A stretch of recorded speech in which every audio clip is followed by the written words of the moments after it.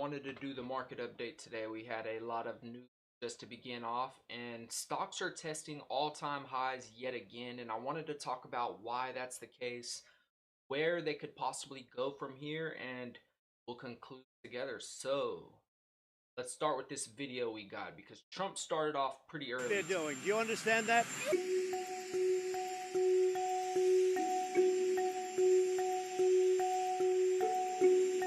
Israel, as soon as we made the deal, they came out and they dropped a load of bombs, the likes of which I've never seen before. The biggest load that we've seen. I'm not happy with Israel.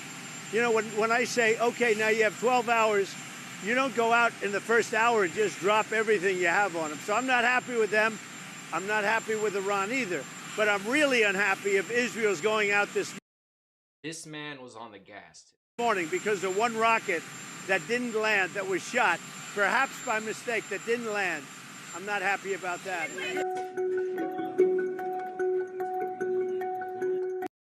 So we'll just leave it there. So Trump started off in the AM, starting off with the F-bombs. Forget literal missiles. He's using words to get his point across. Now let's go through some of the updates because it seems like the ceasefire appeared to hold out throughout the day. A lot of people were suspicious as to whether or not that would be the case. And let's just get updated through the news on this live feed. So Trump responded with anger when there was a continued fire between Israel and Iran after a U.S. brokered cease war went into effect, but in subsequent hours, there were initial signs that the ceasefire might be holding. Meanwhile, a preliminary U.S. intelligence report found the U.S. military strikes last week on 3 nuclear facilities out in Iran only set back Tehran's nuclear ambitions by a few months, countering claims made by Trump and the White House, according to the people familiar with the intelligence. I didn't read this part yet, but just reading this, they only set them back a few months. So where do we go from here, everybody? Because it doesn't seem like...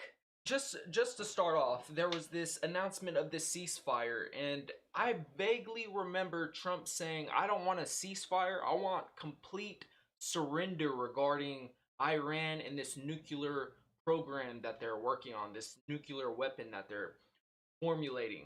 And he didn't want them to have that. He made it very clear. So with this second paragraph reading that, saying that the facilities are only set back by a few months, where do we go from here? Because does Iran just kind of back down and then, no, we still got the stuff, but we're just gonna stop for now. Y'all don't have to worry about us. Or do they continue working on this and then somehow there's an escalation that happens? We know with so far this year, there's a lot of on and offs and then reducted and increased regarding policies and negotiations and such. So I'd imagine this Middle Eastern conflict probably isn't done yet, or there's something else in the back of the warehouse brewing right now. Israel said on Tuesday that it was lifting nearly all wartime restrictions on civilian movement and economic activity, and the Israeli Airport Authority said Ben Gurion and these airports are returning to full activity. They also said that they confirmed the ceasefire, saying it achieved the war aims, having removed a dual I don't even know, existent. How do you say this word? Existent. I could imagine in my head, but I can't say it. So they removed this threat from Iran's nuclear and ballistic missile programs. Iran's foreign minister had said his country would stop its attacks as long as Israel did. Trump also made it clear the U.S. wasn't seeking a regime change in Iran. And it's funny that they'll stop if Israel would stop. And today, like, just to go back to this video that we were just watching, Trump had to tell them to turn around the planes because they were on the way to attack Iran. Let's pull up Truth Social so we could see the details on this one real quick. I should have had this one ready. Silly me. But it goes into the conversation where this convo is going as we go down the deep dive. So I don't get on Truth Social for anything else other than to see what this man is talking about. Other than that, it's pretty dead.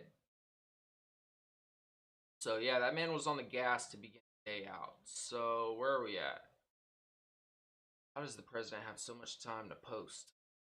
Probably somebody else post like a proof. Alright. Where are we at? Dang, that just keeps going. Both Israel and Iran wanted to stop the war equally. It's my great honor to destroy all nuclear facilities and capabilities and stop the war. No, that ain't what we were just talking about. Dang, Trump just keeps going. It just keeps going, man. Oh, here we go. Here we go. So he started off with the warning: Israel, do not drop those B words. If you do it, it is a major violation. Bring your pilots home now. Donald J. Trump, President of the United States. And then that's kind of where we started off all day. There was some sketchiness in the stock market and how asset values were moving this morning just because of that. Because, oh, whoa, whoa, whoa, just yesterday there was a ceasefire. Now it seems like there's going to be this violation of the ceasefire, and then does the conflict continue? All of the news articles and news stations were covering this news at the time of this event taking place. So there's a lot of, ugh, like, what's going to happen?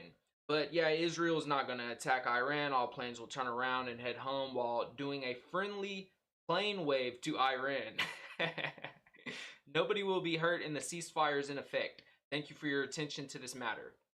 Iran will never rebuild their nuclear facility.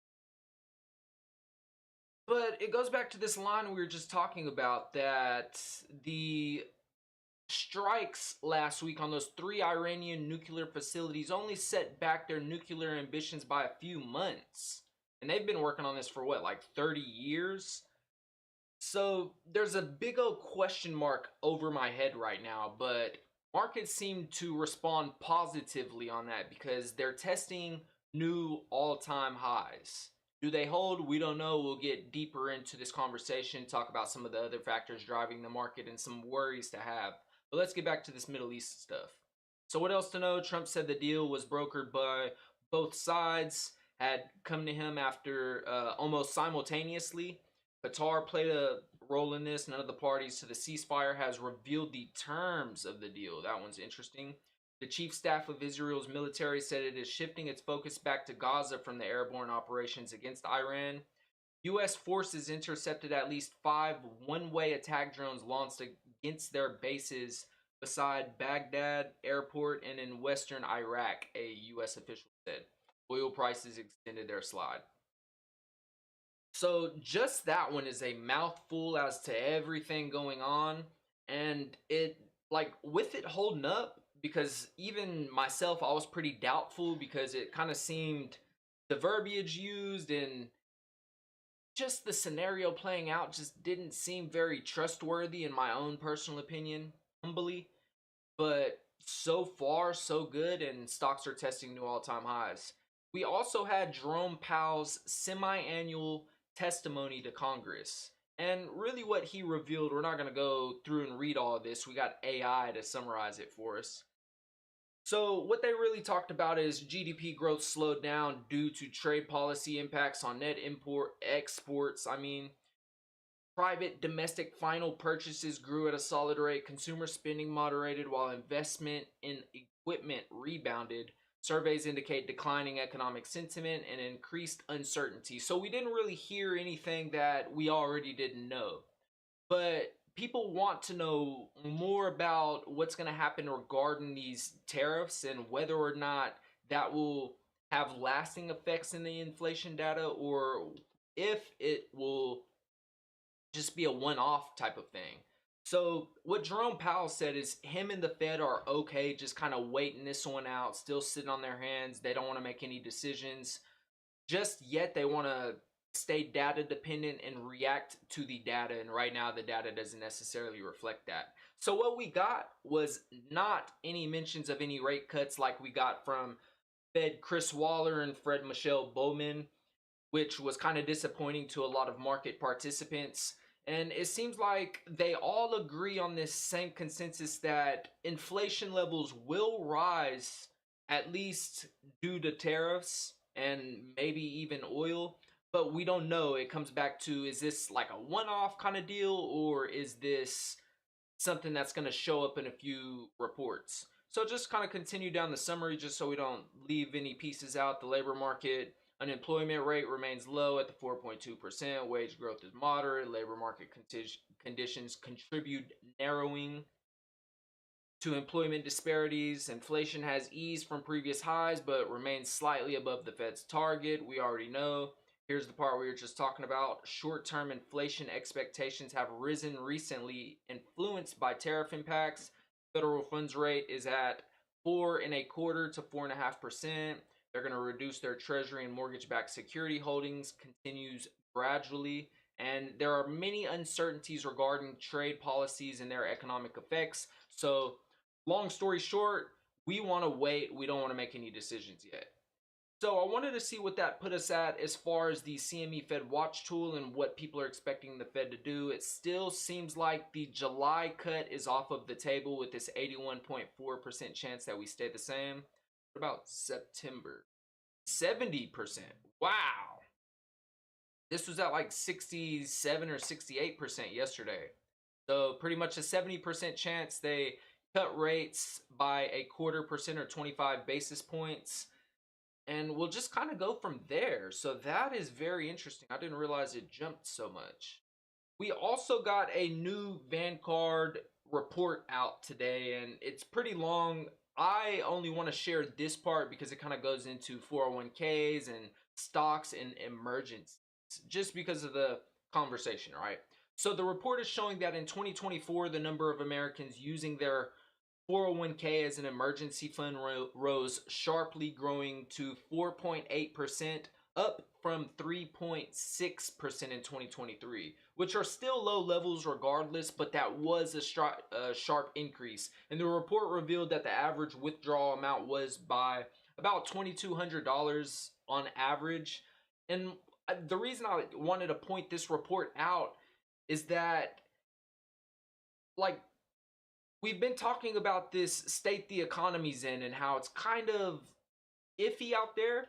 And this is just one more data piece to just kind of throw on the hay bale to include into that theory, that the evidence supporting that. More people are tapping into their 401ks. And your 401k is your retirement. So if you're tapping into that and withdrawing, you're taking away from your retirement funds in order for emergencies happening right now. So that just kind of shows, although they're still at low levels, there are growing wanes in the economy leading to financial distress.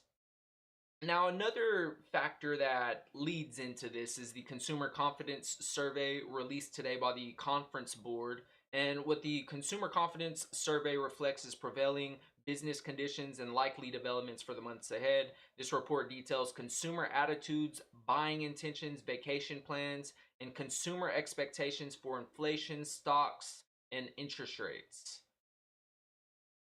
All right, so today's the latest release, and the index measuring the consumer confidence came in way, way lower than expectations. So it came in for June at 93, which is down from the 98.4 we got in May. And just to go back to today's read for June, June came in at 93. We were expecting 99. So, yeah, there are some questions of concerns here.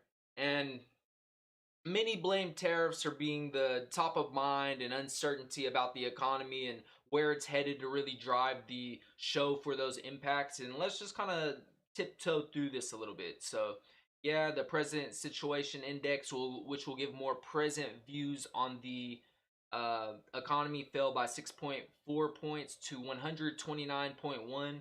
So this one regarding current business and labor market conditions didn't necessarily fall too much. It's still over 100 and over, it's right there by 130 knocking on the door. So that's not bad news. That's pretty good. The expectations index based on consumers' short-term outlook for income, business, and labor market conditions fell 4.6 points to 69, substantially below the threshold of 80 that typically signals a recession ahead. And the cutoff date for preliminary results was June 18th. Interesting. substantially below the threshold of 80 that typically signals a recession ahead. Consumer confidence weakened in June, erasing almost half of May's sharp gains. The decline was broad-based across components, with consumers' assessment of present situations and their expectations of the future both contributing to the deterioration. Consumers were less positive.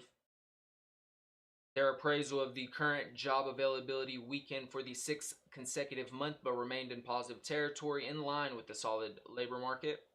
The three components of the expectations index, business conditions, employment prospects, and future income, all weakened. Consumers were pessimistic about business conditions and job availability over the next 6 months, and optimism about future income prospects eroded slightly. Let's get deeper into this. So yeah, the write-in responses. This is the part about tariffs being the top of mind and inflation and high prices. So yeah, that led to some concern. However, there are few more mentions of easing inflation compared to last month. This is in line with the cooling in consumers' average 12-month inflation expectations to 6%, down by about 0.4% in May and 7% in April. Interesting. Consumers' outlook on stock prices continue to recover from April's 16-month low, with 45.6% expecting stock prices to increase over the next 12 months in June, up from 37.6% 2 months ago. Now, regarding interest rates, 57% expected rates to rise, the highest since October 20. Wow. So this is more forward-looking data, and people feel pretty rosy about the stock market right now, and we're at all-time highs. And it's uncertain where we go from here, but many people feel pretty good. I mean, a little less than half of the people surveyed here. So that's interesting. But regarding interest rates, which take a toll on the economy, 57% expected rates to rise, which adds restriction to the economy and makes things tougher. Consumers' views on their families' current financial situation remain solid, but deteriorated slightly. Yada yada yada. All right, and then it just kind of gets into some of the different weeds of this regarding different goods. They're holding steady. Plans on purchasing homes decline. People are really undecisive about whether or not they want to purchase these big ticket items. Plans to buy electronic goods are down. Yada yada yada. Vacation intentions were unchanged overall in the month. Consumers plan to travel abroad while intentions to travel to the U.S. declined. 19% of consumers said business conditions were good, down from 21%, so a slight drop. 15% of businesses said business conditions were bad, so that one's slightly increasing. And the labor market, this is the one we want to pay attention to. The labor market, 29.2% of consumers said jobs were plentiful, down from 31. So slight drop, nothing like huge yet. 18.1% of consumers said jobs were hard to get, down from 18.4. It's funny because we were just covering some data the other day saying consumers were having a hard time to get jobs, especially those recent college graduates, and they went in to kind of talk about how businesses don't want to invest into inexperienced college graduates because that's more of an investment rather than hiring somebody already ready to go. Like think about it.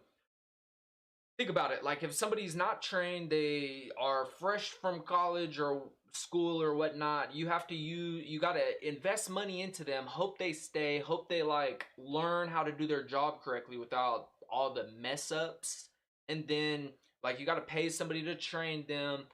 It's quite the investment. So businesses are not doing that right now. The present situation and expectations index. So the present situation is looking good, although the expectations of the future are pretty gloomy. And this 80, I believe, was the likelihood of typically reflects, what was the wording it said?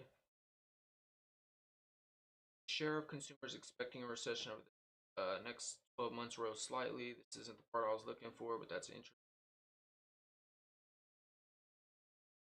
Yeah. Substantially below the threshold of 80 that typically signals a recession ahead. Interesting chart.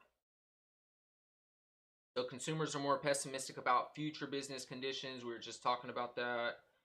More negative about the labor market. Consumers' outlook for their income prospects was on balance moderately less positive in June. So I'd imagine this consumer confidence survey from the conference board doesn't tell us much more than we already pretty much knew from what the Fed told us, because they expect tariffs and this trade negotiation nonsense mess to cause inflation to show up into the data, rising away from their targets of the 2% inflation for the PCE. So we're expecting inflation to rise. Soon in these data sets are expected to start rising. Now the question is whether or not that's a one-time thing or if it lasts a while. And then the Fed already said at the same time of this inflation expected to rise due to tariffs, we expect the economy to start getting a little bit weaker, maybe even the labor market to get a little bit weaker, which puts them in this weird spot because that's like stagflation.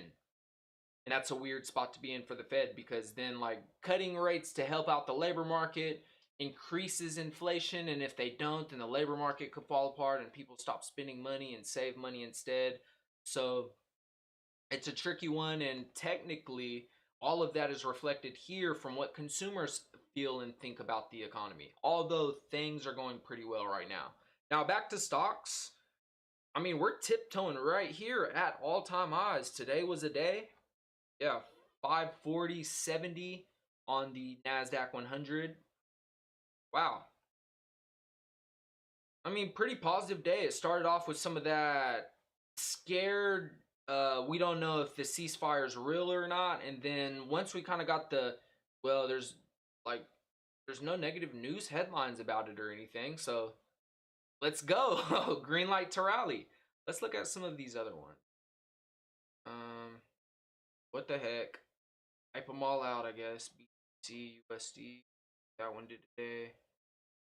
Bitcoin, yeah, well over 100,000 again, back at that 106,000 mark yet again. See what gold's doing. Interesting. So gold's down on the day. Gold, gold, man, like, don't nobody want no gold. We want stocks. Stocks are headed for the new all-time high. Let's put the VIX. See what the VIX is looking like. I seen that one dropped off of a cliff today. Yeah, there we go. So we're under 17.5 on the VIX. Pull up the SPY. Dow.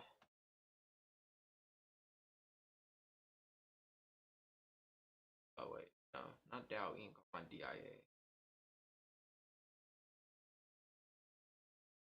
Put the XY dollars so we can see what dollars doing.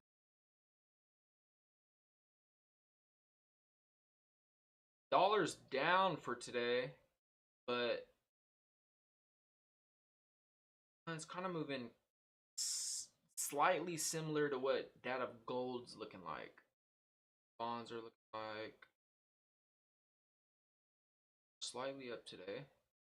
Are we down in the after hours? We're down. Any any pop in price for these bonds? People holding the bag, they want out.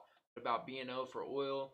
I'd imagine this one's just, yep, down 4.7%, slightly up in the after hours. And I seen this report that was talking about how people shouldn't react based on and trade based on oil prices, because that correlation between asset values and oil isn't the same as it was, say, back in 2000 and before the 2000s, when the Middle East were larger players in the oil space.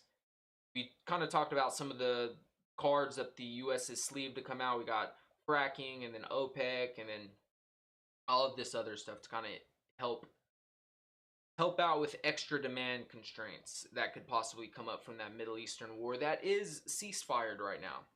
So I think it's interesting that stocks like rallied for the day and then kind of like gave back a little bit after hours.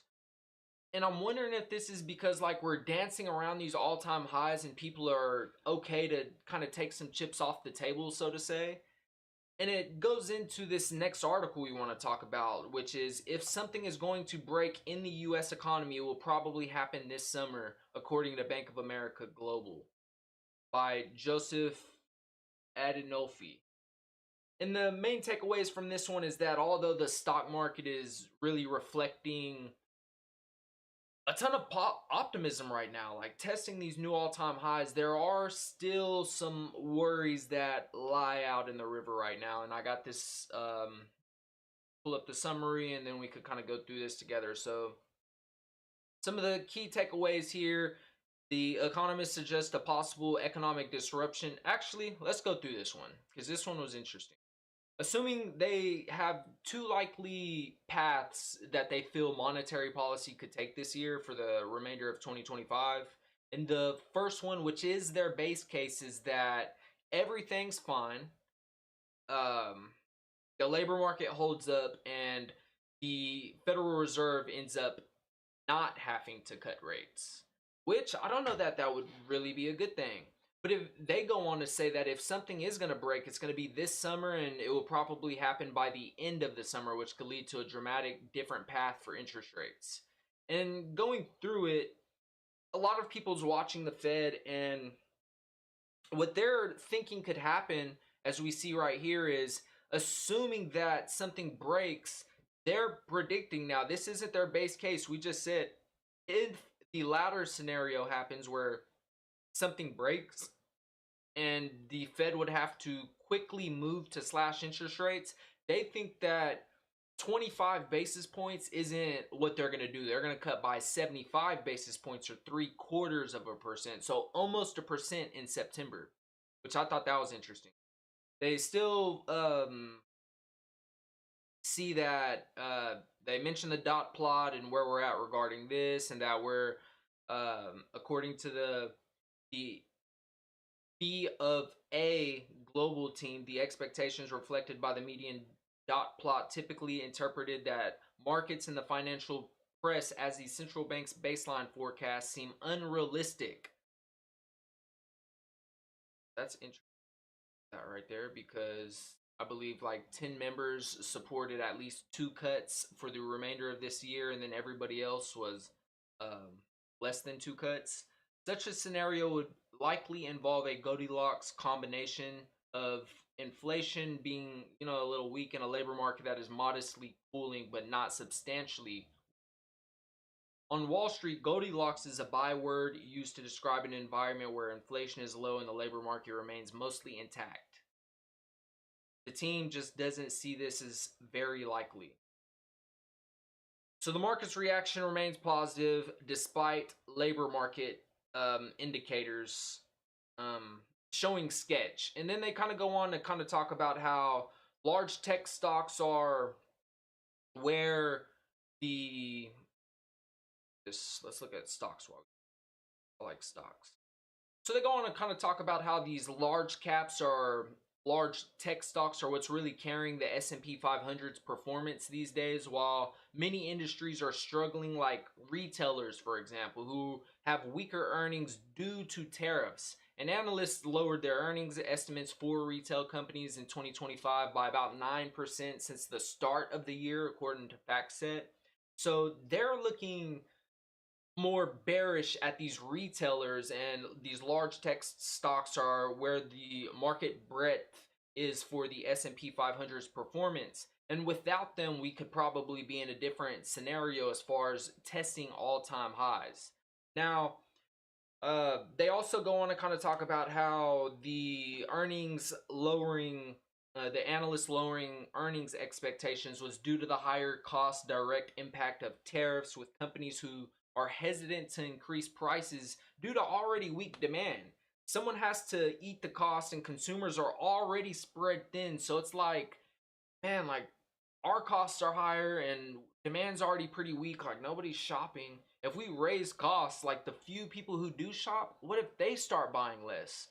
So it kind of leaves the businesses in this weird spot to where they got to start absorbing some of these costs. And that's where the earnings expectations come in here that analysts are making due to these tariffs and all of the mess going on in the economy. Weakening demand is something that's been a concern all way before this too. It goes back to the Fed's fight on inflation because inflation was running rampant during the pandemic. The Fed had to step in to calm inflation down, and the way you do that is by raising interest rates. And then it got to the point to where, oh no, we might go into a recession because these interest rates have been high for a long time, too high for too long. So that's really dampened demand. And the article goes on to talk about weak demand impacts other industries other than just retailers. There's all types of them, like the transportation sector, which, think about it, as less inventory and less goods are produced and manufactured and sent out to businesses, and the need for them those go away and consumers buying them, there's less need for shipping, so these transportation sectors get hit.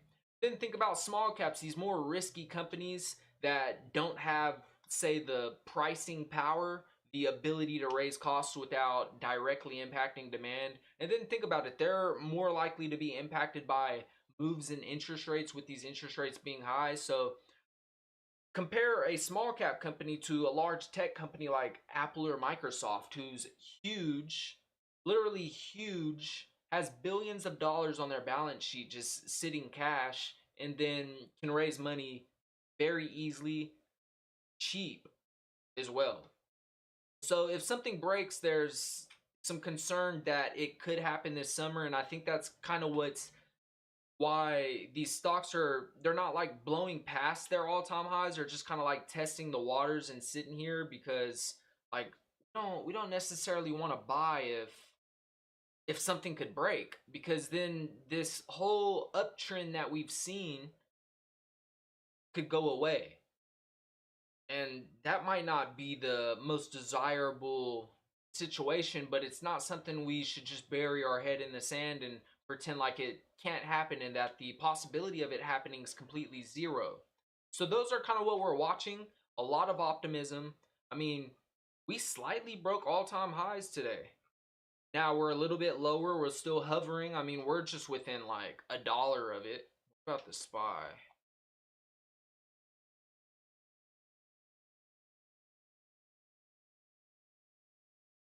So the SPY hasn't broken a new all-time high yet, although... Oh wait, yeah, it has. Interesting, it just didn't... not registering here on the Weeble chart.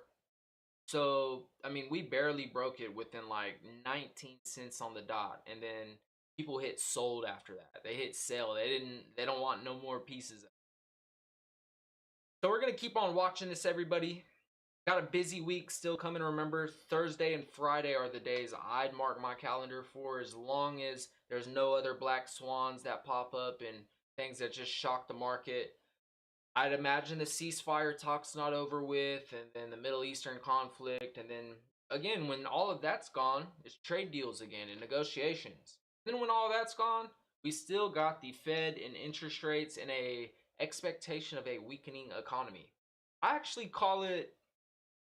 let's see if I could do this real quick, because I've been talking about this one for a bit. So this is why I am personally... oh no. Here's why I am personally... hold on.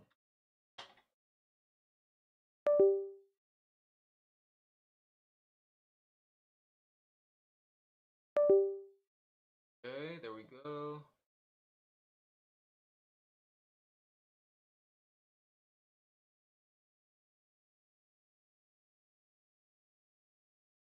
There.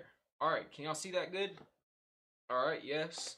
So there's this cake that I came up with this theory, or whatever you'd call it.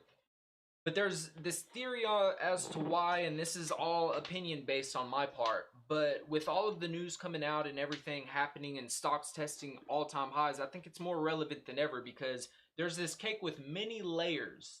And as we climb up the layers, there's still the previous layer before it, like a cake, like it just stacks on. And all of these concerns just keep on stacking on each other. So let's just kind of go backwards. So the first layer of this cake, I hope you could see, Fed, inflation, and interest rates. And we just kind of talked about this. Inflation was high, Fed raises interest rates. Now, I remember before Trump was ever even elected, we're going into a recession because of this. And this was the only worry at the time. And then Trump got elected, Mr. T Man. And then we had tariffs. Let's just put it there, tariffs and tax and spending.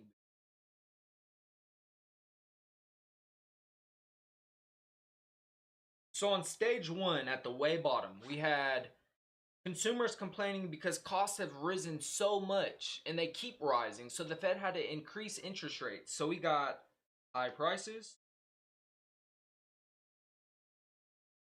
high borrowing.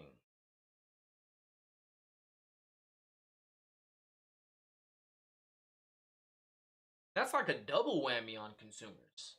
Like, I already can't afford these goods and services that have skyrocketed in value. So I might need to borrow the money, and borrowing the money is even more expensive now. So, dang, this is tough. And that's why a lot of people thought a recession was next because of that. Because of that.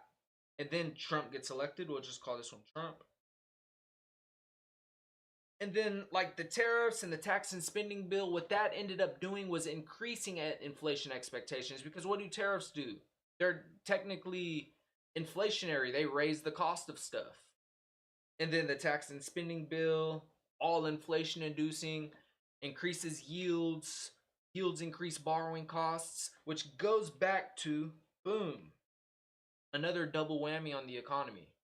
And then tariffs are increased and then decreased and then they're gone and then they're back and then there's a possibility they could go higher and then they're good. There's a lot of uncertainty regarding this one. And this is all in the talks because think about it, these interest rates that we just talked about take a while to kick in into the economy. So these are finally starting to kick in as all of this uncertainties happen, which is leading to the uncertainty regarding whether or not stagflation becomes an issue. And then there was another piece on this cake. The cake just keeps going. So, least.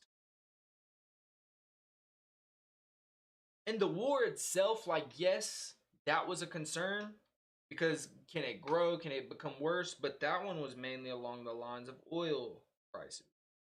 Which, what do oil prices do? They, well, for one, contribute to everything because oil is energy and energy powers literally everything. So, transportation, manufacturing, production, literally everything. And when oil costs go up, people spend more on energy, like fueling your tank at the gas. Your airline tickets are more expensive because gas is more expensive. The truckers carrying all the inventory to the factories and all of that plays a factor into it. So what does that do? I mean, in a way, if you think about it, circle this again. Boom. So this is this cake. And then today, or I guess last night with the ceasefire agreement being announced, like this cake kind of got eaten. So some of this went away. And what did stocks do?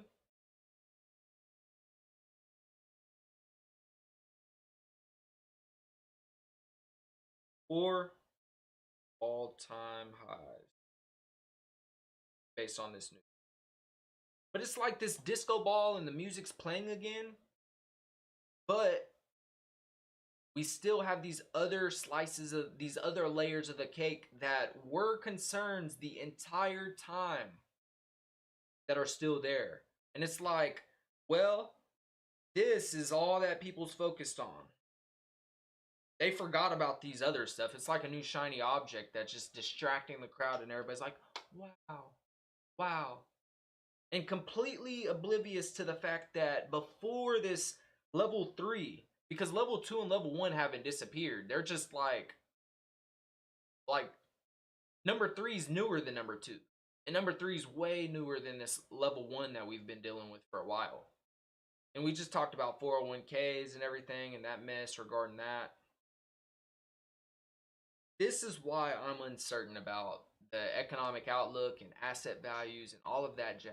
Because it just seems like as we're testing these new all-time highs and as stocks are expected to have weaker earnings on top of this cake. I mean, we could have even added the weaker earnings in somewhere. We just mainly talked about inflation and borrowing costs. But that's just something else to throw on that bale of hay. And I keep using bale of hay analogies because I live in Oklahoma and we're country out here. So I just wanted to share that with everybody. This is the cake. The cake of uncertainty that, in my opinion, has a weigh on asset value. And think about it, if you ate this whole cake, all of this would be gone, and I think then all-time highs would be justified, but there's still just a lot of mess. Like, we just talked about these different levels, and with them not being gone, I just imagine we're not out of the woodworks yet. So it goes back to these stocks. We deserve new all-time highs at last in the face of this cake we're talking about. So everybody, I'll be back tomorrow. Hope this